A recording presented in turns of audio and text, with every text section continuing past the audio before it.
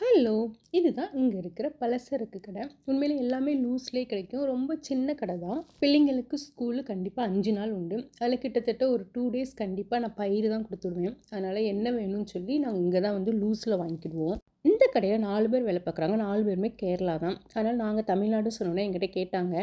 என்ன ஹீரோ விஜய் வந்து தமிழ்நாட்டில கட்சி ஆரம்பிச்சுட்டாங்களாமே எப்படி? ஜெயிப்பாங்களா என்ன? அப்படின்னு சொல்லி என்கிட்ட டிஸ்கஸ் பண்ணிட்டு இருந்தாங்க. நாங்க 50, 50 சான்ஸ் இருக்கு அப்படின்னு சொல்லிட்டு வந்துட்டோம்.